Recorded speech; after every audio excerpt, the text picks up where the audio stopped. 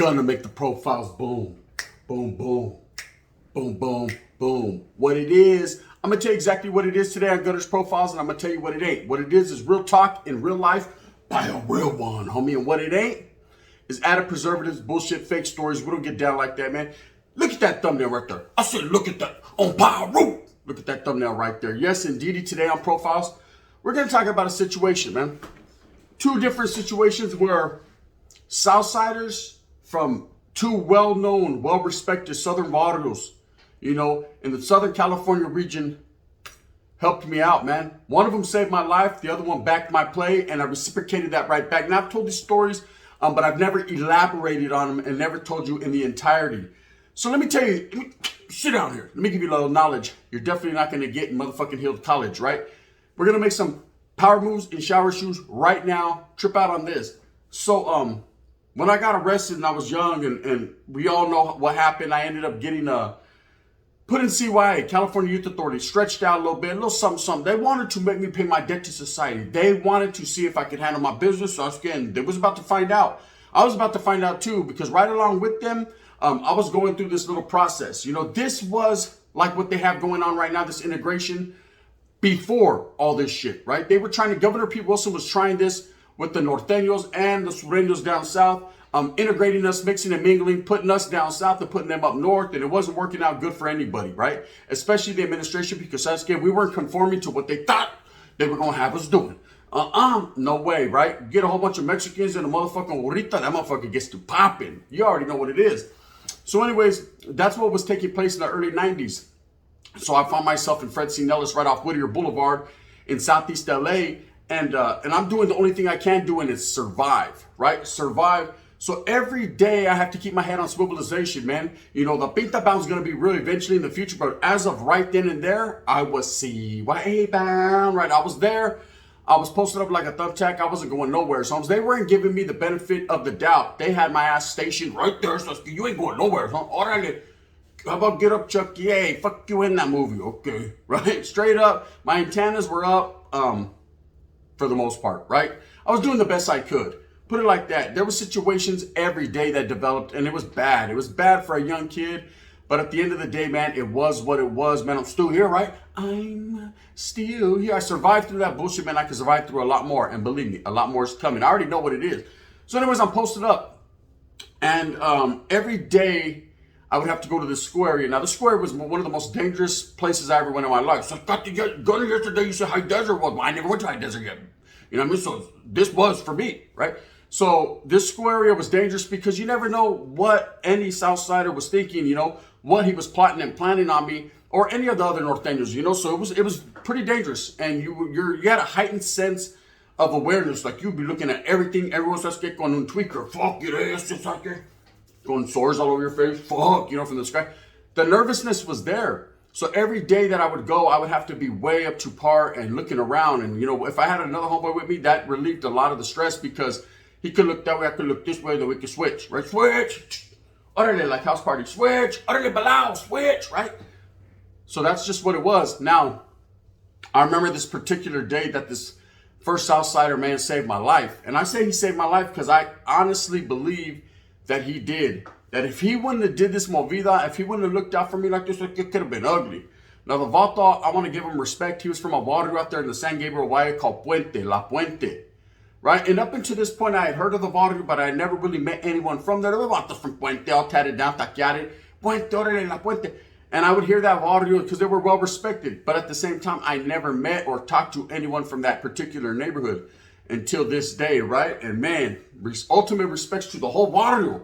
This one guy was a reflection of the whole hood, man. And I will tell you right now, I'll forever be indebted and have respect for that Vato right there. To save my life, it's in real life, right?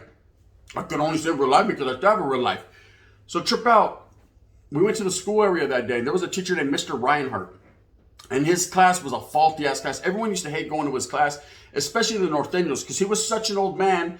You know, hunchbacked old man. Hey, he looked like Gargamel right from the Smurf. This vault, you could get down right in the back, and he's writing on the chalkboard, today's lesson of the day. Vatos are like, or fucking black. Yeah, that's the lesson, right? So many one-on-one fights would happen right behind his back, and by the time they're about to turn around, Vatos all leaking, sitting down like, nothing, I don't know what. No, the noise? That's the fuck the air conditioner. It was just a bad situation because he was such an old man. I had heard that back in the days they was talking about taking him hostage and just killing one of us in there, right? The Vato couldn't pull his button to alert the fucking placas and let him know that something was going down because every teacher had it was a little thing he wore on his belt and he could pull this button and then of course cops would know. They'd be alerted that there was something going on. They'd all take off running towards that particular area. It was kind of like an old school GPS system. So I was like, help, right? But with this such an old man, he probably couldn't find it. Where the fuck did I put that thing? You know what I mean? And by that time, I'm over there going to start like, hey, help me, right? So it was one of them situations where, damn, man, if anything really decided to pop in this class, I had no chance whatsoever. Right? I felt like, you know what I mean? Bad situation. So this particular day, I guess, some Vato had just come into the class. I remember he was there maybe a week prior, and his name was Chino from Hawaiian Gardens, right? From another well-respected water out there in that area down south. And I remember he just kept mugging me. Like he felt some type of way. I could feel the tension between us, but it never got to the point of discussion or saying, hey, what you looking at? It was always kind of a mean mug out the corner of his eye. I'd look that way, he'd turn away, or vice versa. You know, he'd look my way. I'd be looking at him like trying to fucking decipher exactly what his intentions were, so in a menudo style, in a direct fashion. And he'd be kind of, we were playing cat and mouse. What the? Like, I was the cat, right? So we were just going like that back and forth. And I knew eventually, man, we were going to have to see each other. Eventually something was going to pop. But to what degree of popping, I can't stop. Once you pop, you can't that. I didn't know. Like Lay's potato chip, right? What are that, Pringles? You know what I mean? I was on my Pringleization right there. New word of the day. So I'm posted up like this, Holmes. And I could see this particular day, Southsiders kind of staring at you. Like everybody knew what was going to crack. It's over the motherfucking Norteño in the corner, right? I didn't know shit. Now, where I was sitting this particular day was right behind this vault, and there was a vent system that would go around, and there was like these little things that you could pull up so you could stash shit in the vent. And I remember vaults used to stash bucket chips. They be in cards. I wasn't needing nothing, right? And that's just how it was, you know? So anyways, what was supposed to happen and what didn't happen, thank you, right? Southsiders, right? You helped me. The same group that was going to take me out is the same group that helped me. It's weird, Hamza, and I know, but let's get to the start. Get to the start already, Baboso. I'm trying with this. Let me relive it. You know what I mean? In real life. In living color, we can do what we want to do. In living color. I'm about to get to it like Jim Carrey. So trip out. What I didn't know and what everyone else did, or most people, that this vato had a big old pedazo inside one of these vents, and he had told everyone that he was going to hit me, right? He was supposed to be hitting me. They were supposed to take this teacher hostage, or at least fucking tell him, shut the fuck up while we kill this guy. And then after, you know, we'll deal with you. And I didn't know, right? I had a feeling something was going to crack. I thought maybe someone was going to take flight on me or they were going to jump me this day. So I was kind of in my fucking half 60, my soft defensive stance. I was kind of ready. But to what degree of ready, I can't call it because they thought they were going to kill me, right? And I remember the movida was supposed to go down. I heard about this later on. The movida was supposed to go down right before the bell rang. Homes, they just wanted to hurry up, do what they had to do, and then when the bell rang, everyone wiggle, right? And no, I didn't know. That shit must have happened during, when the bell rang, when people are going in and out. Kind of played off and get away. Smart idea. So it was a masterful plan. I'd have did the same thing, right? Perfect timing. So there was about 10 minutes left before the bell's ringing, and it's getting very quiet. Usually vatos are having a good time chopping it up. They usually ignore me, right? For the most part, I'm just in there. We had already had talks prior to that. Hey, you do you, we're going to do us. I said, don't even worry about it. If they don't treat you, you're good in this hood, right? I wasn't female raza, I'll tell you that much. But at the same time, I was just trying to sneak on by. So I remember looking at the clock, and I'm like, okay, we got about 10 minutes left. Ain't nothing cracked yet. And I let my guards down just a little bit porque, you know what I mean? Sometimes it'd be like that. So I'm posted up, and I see these two Southsiders get up and start walking towards the teacher like they're going to ask about some math problem or something. And these were supposed to be the two vatos that were supposed to snatch him up, allegedly, right? I guess when they snatched him up, he was going to get to hit me. Now, you got to remember, I'm behind him. He's in front of me. So to what degree of hitting me he would have got away with? Not a lot. He might have caught me by surprise and hit me a few times, so I was getting the jugular. But at the same time, right, I would have fought back like a motherfucking Siamese cat. Believe that. You know what I mean? You're the one that does the spider? And the boogeyman. I would have went out like the boogeyman. Believe that. You know what I mean? Con worms y todo. So trip out. The vatos right there posted up. About to do his thing. And I start to feel the tension. And so I start to ease back a little bit. All right, we're in these fucking metal chairs attached to these desks. So you can't go too far, right? But I'm trying to ease back so I can slide out, pick this desk up, and get to doing my thing. And just when I see these two vatos get up, and I'm okay, it's about to go down. I'm looking around like, oh, fuck, in slow motion. This vato named Ray from Puente jumps up, man. And he goes, you know what? I said, why don't you be a man, Holmes? If you want to see the vato heads up, see him heads up, ese, right? And what's going on here, right? To what hey, the wind must have been blowing that day. The vato's like, what are you talking about? He goes, yeah, bro, you want to hit somebody, you know what I mean? One man, why don't you fucking see him heads up and be a fucking gangster? You're such a gangster, be a gangster, vato, right? And I kind of looked at these two as they're fucking having this, and can you guys not see me? I'm right here while you guys are talking about me, right? They're talking about me. They're playing left nut, right nut, and I'm the fucking dick in the middle, and I'm on attention, right? So I'm like, hey, and little Ray fucking gets at him like, hey, yeah, bro, this is some bullshit, Hums. You know what I mean? I'm tired of you vatos jumping cats and getting, you know what I mean? If you're a real gangster, Hums, you catch the heads up fade, and that's what it is. And this vato's like, oh, we're gonna deal with you later. He goes, come on, bro. You know what I mean? You don't want that smoke. Anyways, but not too, we wasn't talking like that back in the 90s. It was more like, you don't want none of this, right?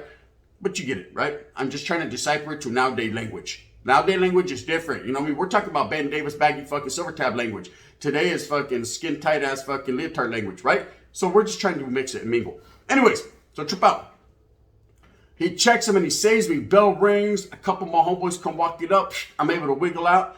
And I ended up running into him and I'm like, hey man, hey, gracias. And he said, I didn't really do that for you, bro. But as a grown man, and we're little kids, but grown men, right? You call it.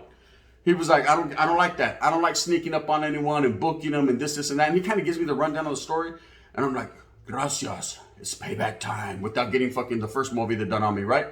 And nothing ever materialized of it. So this guy did my own thing. He did his. Now, this is what happens. He ends up going up north to Carlton. From there, I'm shipped out about 6-7 months later to Preston. From Preston, I end up in Carlton. And they would bring busloads of Southsiders every once in a while. And one day, me and the homeboy bad boy from Sacra are walking in from Franklin, from the school area. And who do I see? Lo and behold, there's Ray from Puente, man. And I remember he was looking nervous. I'm going to be honest with you. He was looking like, fuck, Holmes, you know what I mean? Now I'm on the other side. Let's take a trip to the other side of the land, right? So now he's like, fuck, it's it. And I'm looking at him and I see him and I recognize him. He was like, oh, what's up? He recognized me. I'm like, hey, bro, you're good in the hood here. Don't trip. No one's going to come at you crazy, man. Just do your program. Your homeboys are over there. And I paid him back in full for him looking out for me. I had to give him back that love, that respect, you know? And that was a real situation. And I remember telling the homeboys, hey, that vato right there saved my life in Ellis, bro. That vato's a good dude. I know he's from the South and everyone feels their way they feel, but when it comes down to it, man, that's a real brown motherfucker right there, man. Shout out to him and his barrio, straight up Puente, because, you know, he looked out when he didn't have to. And it wasn't necessarily to look out for me in particular, but it was more so to look out for his morals and values. He was a straight gangster, He came from that head up, fade up. You know, he didn't come from that fucking sneak attack. Now, so if he ever went to prison, he would realize that's the get down. But, you know, at that particular time, man, hey, I appreciate you, motherfucker, right? Hey, are you looking at that? No, I wasn't looking at his neck, man. You know what I mean? That type motherfucker, bro. He wasn't looking nowhere, man, but to his own business and how he felt. So now, let's get to this other vato from Florencia 13 that I fucking got a lot of respect for. I can make sure they're Russia, right? So I remember that I used to kick back on the yarda and there was a handball court and I would watch a lot of vatos run behind this handball court and amigas, you know? It wasn't always a north-south thing. Usually for the most part, Holmes, it was a fucking crip on crips. They used to always fight, or it was a south on south, man. I see a lot of vatos from Playboys, Florencia, 18, 38, all these different barrios that had, you know, turf war, had beef going at it. And I remember the Florencias and the East Coast Crips used to go at it too. That was a fucking big beef that was cracking too. East Coast Crip used to come. Wasn't too many of them on the compas, but they used to come in, man, and every vato from Florencia needed that. They needed that fake. So they needed that. They needed that taper, right? Straight up off the top. You hit me with the little taper, right? So I would go down behind the handball court. There was war. There was guerra there underlying at all points in time. That's just the way why it was, right?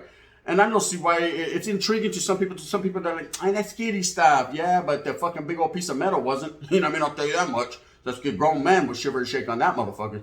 But anyway, so they would handle it. And I remember one day, I guess some vatos from Riva were feeling some way about the gun, and they were going to get off on me. I had been into a riot. I've been in a riot on Kennedy, which was another compa right across the street. And I had fucking bombed on some vato from Misa Arriba, right? I was able to catch him slipping. I hit him like the Superman. Kind of snaked on him, but you call it what the fuck you want. Culebra or not, Holmes, I did it, right? So I got off. And so these vatos were mad at me. They were mad at me where they see me, right? So word was they were supposed to fucking get me any chance they got. And I remember I was in the school area. And this vato from Florencia was in my building. I remember prior to this day, we never had talked. But he stood out because he had a big old F13 on his face, F13. So everybody knew him. It seemed like he was very well respected within that institution. And vatos not only feared him, but respected him because he was a little off, right? They called him Crazy Boy. I heard he's no longer with us, man. And I say condolences to his family and rest in peace to a real one. We became friends. Oh, yes. Friends, Holmes. And trip out on this, right? So I'm going to have to hit the bend this particular area, a particular day. And I told people about this. Let's get that bend. No joke, you joke, right? This ain't no Richard fucking Pryor comedian show. It wasn't no joke. That's it, right? It was real. It was as real as they got, right? Real as that table. Hard as a rock. So anyways, fucking, I'm ready. I'm like, okay, it's another day of fighting. Fuck it, Holmes. La Primera. You know, Mi Vida Loca and all those movies in one. So as I start to hit the band, there's a whole bunch of vatos from Arriba that are waiting right there. They're like, what's up, bitch? You got problems with my homeboys? I'm like, I'm a norteño. Of course I got problems with your homeboys, right? And they start to jump me. Then all of a sudden I hear a vato like, you vatos ain't shit, that's it. You know what I mean? You don't want to see me. And I'm like, damn, when did Norteño start saying that shit? Because back in them days, we were all on our NA shit and all that shit was popping, right? Especially down south. And I started looking around, and there is a vato, the big old F13. He's like, what's up? And he's fucking going off with, basically fighting with me against vatos. But not really, right? And I'm like, what the hell? And after the fucking shit was done, we ended up getting away. We're moving with the crowd. And I remember saying, man, I fucking appreciate that, man. Let's get my sick, motherfucker, right? I was like, damn, what's up, bro? Right? He was like, hey, I'll get at you on the compa, Holmes, right? So what happens is we get back to the compa and we're having lunch. And he comes in, he's in the dorm and he goes to the latrine area, which is the bathroom. And as he comes walking by, he's like, hey, let me get at you on the yada. So I tell my boy, Soldier Boy, I was like, hey, I'm going to get at this fool, man. I don't know what he's planning, to what degree of stabbing me he's probably going to do, but keep your eyes open. Just get to my mama. I'll always love my mama. You know, let him know. And so I get to the motherfucking outside on the yada. And I remember him coming up to me and he's like, hey, what's up, bro? He was like, nah, hey, bro, don't get it twisted. I wasn't really backing your play. But there was a couple of vatos from Arriba that I don't like, Holmes. One of them owed me some feria. He dipped out on me. And I seen a perfect opportunity to get off too, because I never seen them gathered like that, bro. Usually I'd catch them one by one slipping. He goes, but man, I just couldn't resist. He goes, plus, bro, I like your get down. I like your get down, bro. And he's like, you're a funny motherfucker. He goes, I'm a funny motherfucker too. I see a lot of me in you. And I said, no, I don't see none of you in me. Fuck that. I don't get down. He goes, nah, you know what I'm saying, bro. We're pretty much the same. From that one day forward, we became very good friends. Okay, we couldn't talk out there in the open and everyone see us because they would have tripped. But we was cool with each other, man. I had a lot of respect for that guy. Was funny as fuck, and his name fit him crazy. But he was the craziest vato alive from Florencia at that time, right? Now there's some vatos going horns y todo. But this vato was crazy, man. He was really with that business and that program, and I respected him to the fullest. I remember when I left Nellis, he's always been, even throughout my prison career, my whole life, he's always been a vato that I reflect back, and he's always going to be in my history and always in my mind. I'm like, damn, that vato was down because we just built a friendship, you know? And it's crazy to say Norteño and Sureño built a friendship, but we did, man. We actually fucking did. We were good friends, and he was cool. You know, he was cool. I remember a lot of times he used to be like, hey, trip out.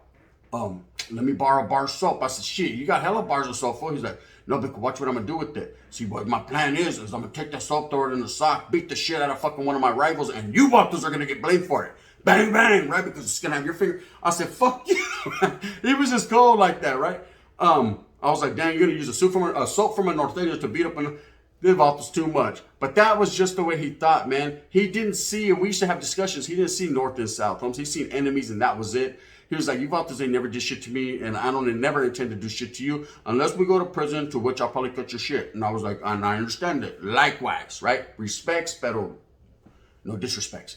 Anyways, with that being said, man, that's 2 times and 2 Southsiders that I ran to that I have a lot of respect for. Their barrios, the people in general. And I'll never forget, man, gracias, man, that you helped me out and you paved the way for righteous motherfuckers with morals and values, homes, to see past the gang-related issues, to see that, hey, it's not always about guerra and war. Sometimes it's about backing each other's play, man, because we're brown and we're proud, man, and we're the same at the end of the day.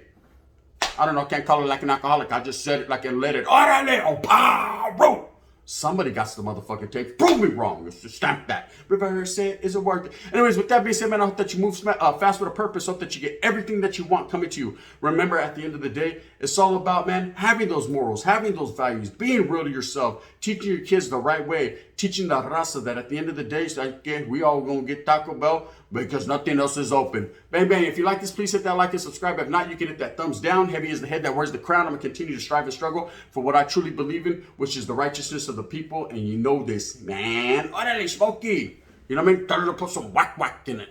Bang, bang.